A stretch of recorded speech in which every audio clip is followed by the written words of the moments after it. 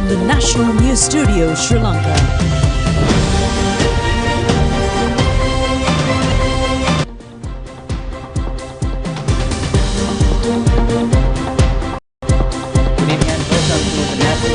Broadcast bringing to you live from the National News Studios here at the Sri Lanka Rupavahini Corporation.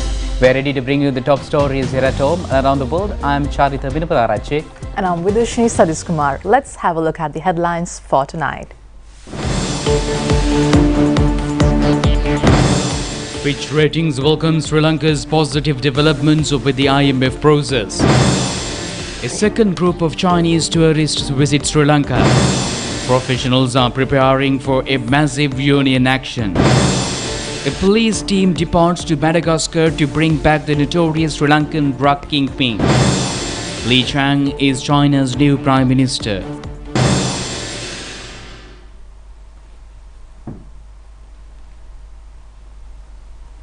On to those and other stories in detail now, and starting off with the top local story. The Fitch Ratings yesterday welcomed the likely approval of the International Monetary Fund Executive Board for financing support to Sri Lanka, but flagged off several concerns which point out further challenges.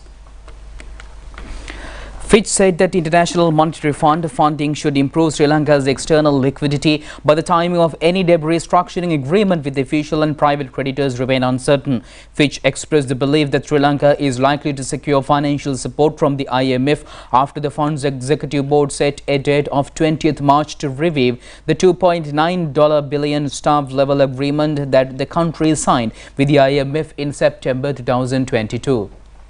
Sri Lanka's official remittances rose 98% to 407.4 in February 2023 from a year ago. Official data shows as credibility of an exchange rate peg went up after money printing was phased out, reducing parallel premiums. Sri Lanka has reported $844.9 million of remittances through official channels during the first 2 months of the year, up to 82% from $446.1 million a year earlier.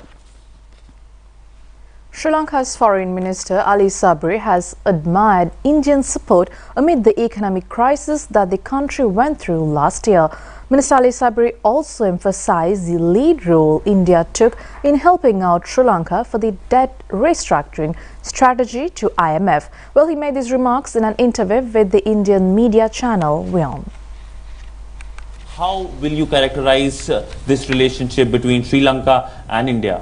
Well, Sri Lanka-India relationship is one of the most important relationships, if not the most important for Sri Lanka, because it's not a singular angle one. It is a sharing of a civilization, you know. So if you look at the religious, cultural, social, economic and neighborhood, we are a multi-pronged relationship for the long period of time. If you look at the Buddhism, which cherished by the Sri Lankans, about 70% of the Sri Lankans or 72% of the Sri Lankans are followers of Buddhism. It's a gift from your country, you know. So therefore, it's a great relationship right now with India rising with so much of potential and so much of advancement it is taking. There's a great opportunity for Indians and the Sri Lankans to collaborate together and create a situation which is win-win. Good for Sri Lanka, good for India, and good for the region. So we are looking forward, and we are, to be honest, we are very excited to see how India is progressing, because we know that can spill over, that can influence Sri Lanka and the whole region. Any plans for trading arrangement when it comes to the Indian rupee and the Sri Lankan rupee? Any conversation happening? Yes, of course, it's happening in big time. We are looking at just what you did with the Singaporeans. We are talking, and even yesterday I saw there was discussions going on. We are very keen to do that, because we understand 300 million Indians traveling. Why not come to Sri Lanka, most of them, and use your own currency? So we are trying to provide a platform for that. That's a great potential of doing it, and I'm sure there will be significant milestones in months to come, not years to come, months to come, in terms of renewable energy, in terms of integration, in terms of currency swaps, and also integration with the whole Indian apparatus. So that's what I say, that exciting time for the whole South Asia. State Minister Ranjit Siyapalapitiya says that if import restrictions are to be relaxed, it should be done through in-depth study and according to the management procedures. The minister has made these remarks addressing the media in Delhi Ovita. State Minister Ranjit Siyapalapitiya said that when we are releasing the remaining items, we follow an exceptional methodology. Accordingly, special social products will be released only upon consideration of economic necessities. He added that as a result of erroneous decisions taken throughout a considerable period, we are now in a trapped situation. The State Minister has also pointed out that in order to rectify the shortcomings, they have to act with great caution and with cost consciousness. A group of more than 100 tourists from China's largest city, Shanghai, post-COVID pandemic arrived at Colombo yesterday. The Chinese embassy in Sri Lanka says that a group of 181 Chinese tourists arrived at Katunayake Bandaranaike International Airport from Shanghai by China's Eastern Airlines flight MU231. Minister of State of Foreign Affairs Tarak Balasuriya, Chinese ambassador to Sri Lanka Kui Zhenghong and a group of senior officials from the Sri Lanka Tourism Promotion Bureau came to the arrival terminal of Bandaranaike International Airport to welcome them. This group of 181 Chinese tourists will be visiting Sri Lanka for 7 days. More direct flights and visitors are scheduled in the coming months, bringing huge benefits to Sri Lankan tourism and economic growth, the Chinese embassy said. The first group of 117 Chinese tourists after the COVID pandemic arrived in Sri Lanka from Guangzhou, China on a Sri Lankan Airlines flight on the 5th.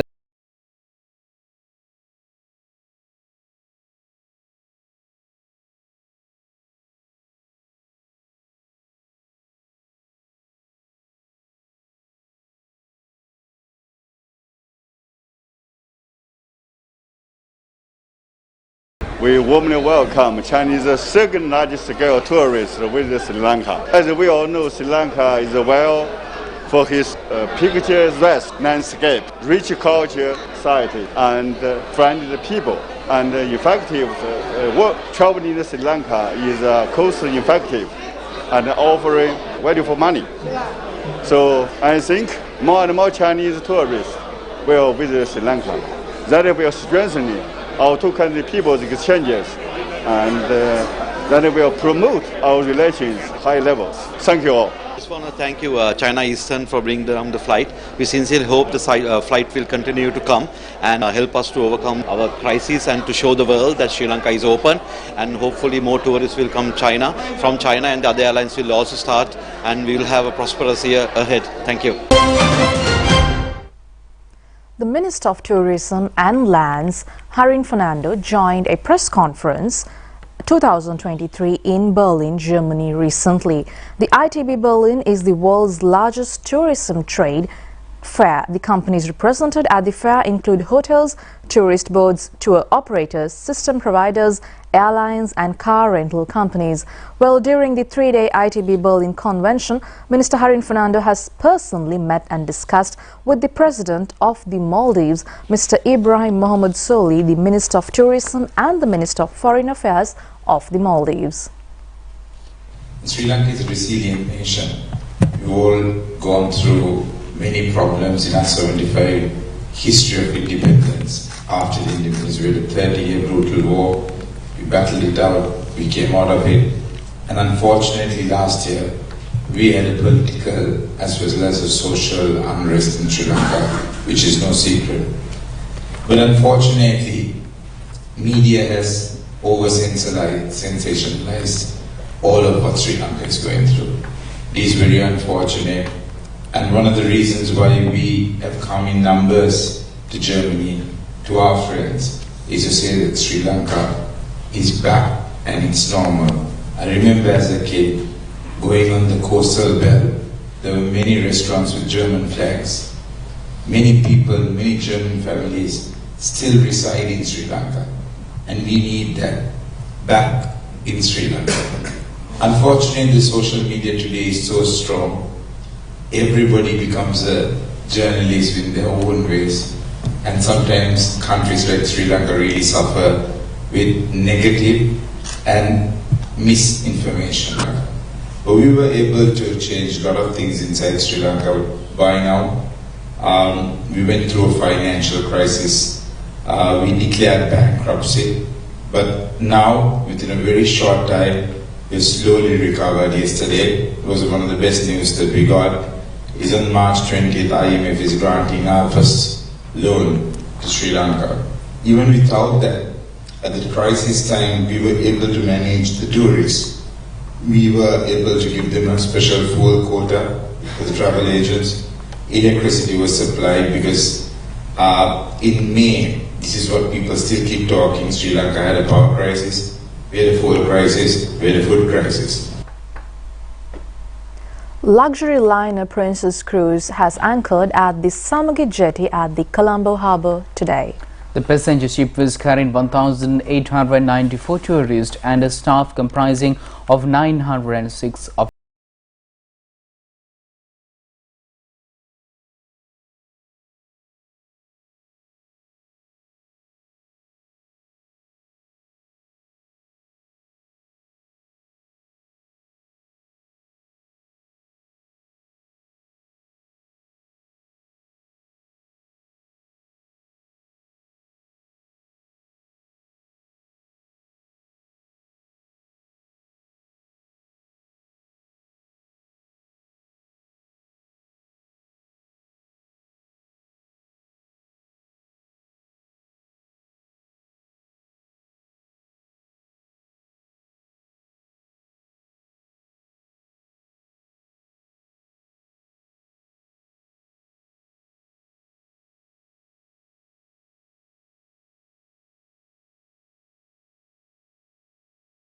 and other properties were damaged due to the strong winds across the Kachukamam, Radhavaduna and Pasyala in the Colombo Kandy main road this evening.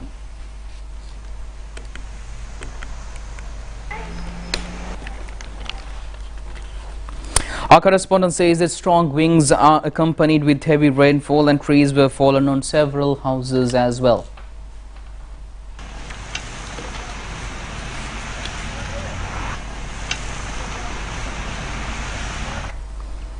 The Parrot organization says obstruction of holding the local government elections continuously persist. In contrary to the judiciary verdict, the executive director of the organization, Rohana Hettiarachchi, says that they have not yet received funds to print the ballot papers. Executive Director of the Parrot organization, Rohana Hettiarachchi, said that they had witnessed attempts to postpone the election through numerous measures by the executive and the cabinet of ministers. Circulars have been issued in this connection. The legislature is also at present using its privileges to postpone the polls and trivializing the judicial orders. He said that that is why the organization is requesting the three institutions to act to safeguard the freedom of the voters. The prominent task of an election is the printing of ballots. However, the necessary funds have so far not been released. The collective of professional trade unionists says that they are continuously engaged in a work stoppage as they have not yet received any satisfactory response to the prices pertaining to paying taxes as you earn scheme. Your group having expressed these observations after a discussion with the Secretary of the Ministry of Finance yesterday. Professor Arunashantarachi said that a trade union, they are hoping that tax system should be reformed without delay. He added that they are ready to conduct further discussions in this regard. He also said that they will continuously implement their trade union agitations as planned and added that they would be compelled to take stronger measures later on.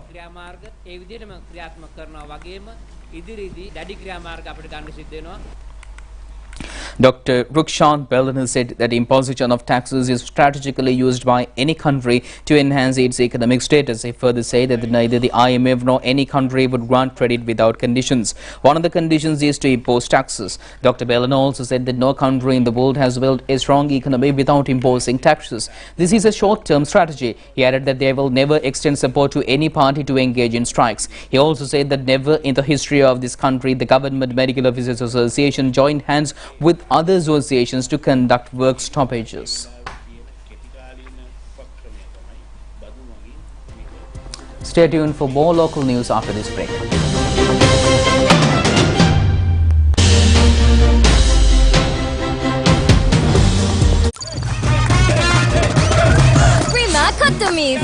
තමයි.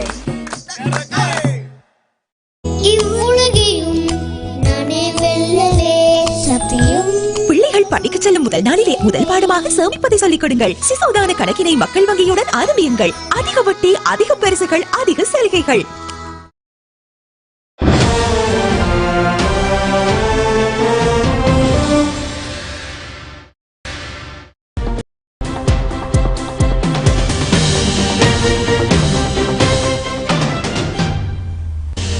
Welcome back. And a scene only witnessed by Meenagaya has been subjected to the attention of most of us yesterday. Well, the story was related to the abandoning of a baby at the Fort railway station.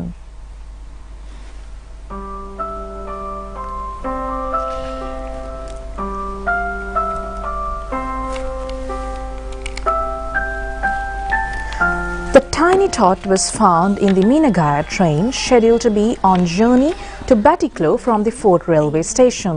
The infant was wrapped in warm clothing and placed in a toilet in the train compartment. Officials of the Fort railway station have made arrangements to hand over the infant safely to the health authorities. Doctors at the Lady Ridgeway Hospital say that the infant was only around 1 week old. සෞඛ්‍යංශ විද බාර දීමට කටයුතු කළා. රිජ්වි ආර්යා ළමාරෝහලේ වෛද්‍යවරුන් පවසන්නේ දරුවාගේ වයස සතියක් පමණ වන බවයි. මේ කතාවේ තවත් අතුරු කතා ගොඩක් ඇති.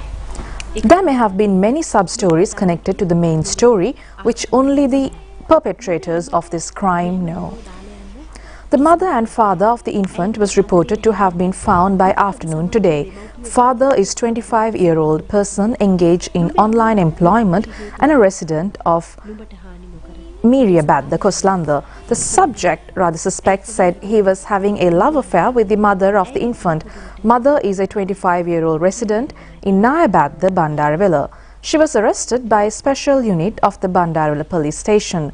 She was reported to have arrived in Colombo on the 25th of last month for delivery of the baby. However, it has also been reported that the father had abandoned the infant at the Meenagaya train. Police further says that mother and father had left for Bandaravilla and Koslanda area separately. A group engaged in the cinnamon industry in Karandenia, Ambalanguda has conducted a protest yesterday stating that they are facing economic difficulties due to a decline in the cinnamon prices.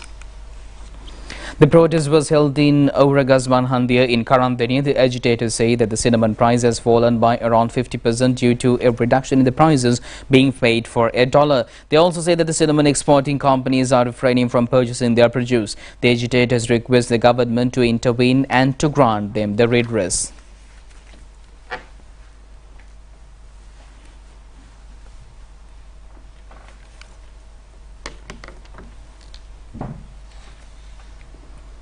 And meanwhile, a container of king coconuts prepared for the export to the United Arab Emirates through the illegal means was apprehended by the Sri Lanka Customs. The fraudulent exporters were charged a fine of 1 million rupees and the permit to export king coconut was suspended. The relevant container was taken over by the customs due to the violation of the relevant rules and regulations. It has also been reported that the items were raided to be transported to be mixed fruit items such as papo and plantains. 5,736 nuts of king coconuts were packed for exports. The authority says that there was no declaration on exporting king coconuts. The stock was taken over the regulations pertaining to prevention of irregularities in the exportation of king coconuts have been implemented with effect from the January 1st of this year. Protesters have been organized in many locations in the island yesterday as well based on several issues including high cost of living, tax increases and higher electricity bills. A torch-bearing protest demanding the government to reduce the increased power charges was conducted in Bogahakumbura town in Valimada last night. It was organized by the National People's Power. Another NPP-sponsored protest was held in Rambukpitiya, Navalapitiya, requesting to reduce electricity charges. The National People's Power has conducted another torch-bearing protest in Ihalavawa, Eppavala against high electricity charges and cost of living. Another agitation by torch-carrying protesters against the increased power bill was held in Nugegoda town last night. Well, the underworld gangsters including Chintaka alias Harakkata and Salindu Malshitha, who have been arrested in Madagascar, are scheduled to be brought to the island shortly. A special police team led for Madagascar for the purpose, and the two culprits are identified as international drug racketeers and organized criminals. 8 suspects, including the 2, were arrested at Iwato airport in Madagascar on the 1st of this month.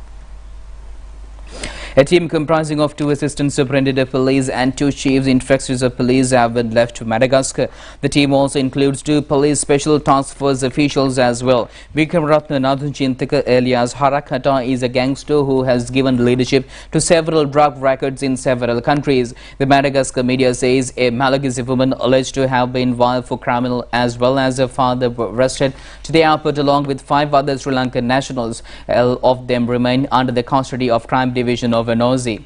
It has also been reported that the 5 Sri Lankan had left in the private jet to Nosy Bay, signed forged passports on the 12th of this month. Thereafter, they were reported to have arrived at the Antara Harbour, Iwato to Thailand in an airport international plane. Salindu Malshitha guaranteed is wanted in connection with several weapons and heroin rackets and murders. The vehicles and the telephones of suspects have also been apprehended. A sum of more than 32 million Arya currency found in the possession of wife of the chief racketeer was confiscated. Nathan Chintaka was arrested by the international police at the Dubai International Airport in August of last year with the assistance of Sri Lanka's Anti-Narcotics Bureau. A police special task force in Mullaitivu arrested a person with 700 fake 5,000 rupee denomination notes in his possession. It is reported that the suspect had about 3.5 million rupees in 5,000 rupee notes at the time of arrest. The 41-year-old suspect was taken into custody from Devipuram areas in Pudukkudippu. Police have also taken a printer and several appliances alleged to print fake currency notes. Meanwhile, a team of officers from the Kahavatta STF camp has conducted 11 raids in the Veganga River in Dala. They have arrested 20 suspects under the charge of illegal gem mining. Several gem mining equipment have also been taken into police custody. Officials of the Ampara STF camp yesterday conducted a search operation in Kumbugol Dala forest area in Damana Police Division.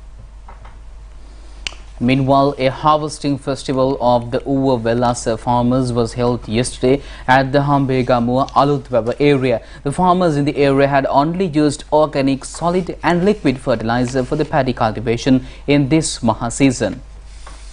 The farmers say that they have been able to gather more harvest by using organic fertilizer only. In this season, when compared to the other season, the farmers have tended to use organic fertilizer. As the price of criminal chemical fertilizer has increased to unbearable cost. The harvesting festival was stated following the religious observances conducted by the chief incumbent of the Belaharua ancient temple, Venerable Sirisumanathera. All of the farmers in the Alutweva area took part in the ceremony. A fertilizer manufacturing company in the area had supplied the organic solid and liquid fertilizer to the farmers at very low prices.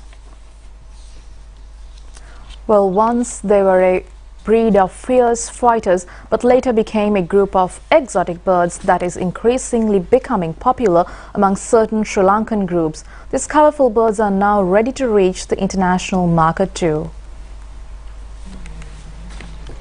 An exhibition of exotic parrot-break long-tailed roosters was held at Kathankudi in Batiklo district yesterday.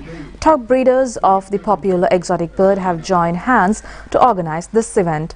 45 breeders present their majestic birds for the exhibition. In countries like India, certain breeds of parrot-break roosters are used as fighting roosters. However, in Sri Lanka, they are purely bred as an exotic bird. A fully grown parrot-break rooster is 3 feet in height and 7 kilograms in weight. Breeders are now seeking to export these birds into South Asian countries where they are much popular than in Sri Lanka.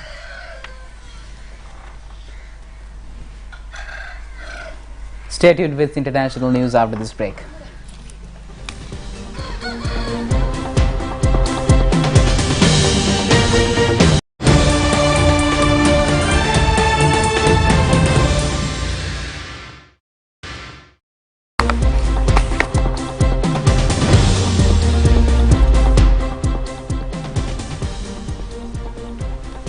Welcome back with international news. And Xi Jinping's unprecedented third term as China's president was officially endorsed by the country's political elite today, solidifying his control and making him the longest serving head of state of the communist China since its founding in 1949. Xi Jinping was reappointed today as president for another 5 years by China's rubber stamp legislature in a ceremonial vote in Beijing's Great Hall of the People, a highly choreographed exercise in political theatre meant to demonstrate the legitimacy and unity of the ruling elite. He received a unanimous 2,952 votes, followed by a standing ovation. President Xi Jinping's power comes from him being General Secretary of the Communist Party and Chairman of the Central Military Commission. He was handed both posts at a party congress last October. Confirmation of his third term as president had been widely expected.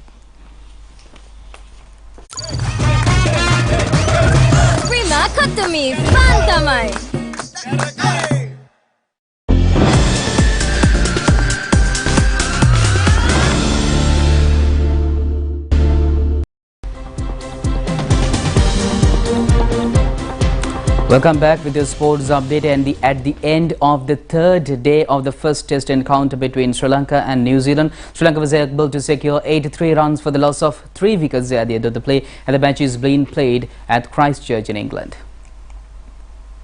A little bit of swing down the leg side. The two not-out batsmen at the end of play today were Angelo Matthews and Prabhat Jayasuriya.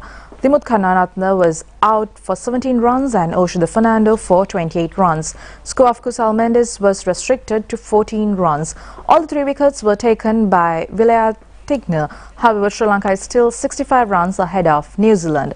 The New Zealand's first innings score was ended at 373 runs. This was in response to the Sri Lanka's first innings score of 355 runs. Daryl Mitchell has registered his 5th century in Test cricket by scoring 102 runs. Asida Fernando took 4 wickets and Lahiru Kumara 3 wickets. The outcome of the match remains open in favour of both teams. Tomorrow is the 4th day of the match.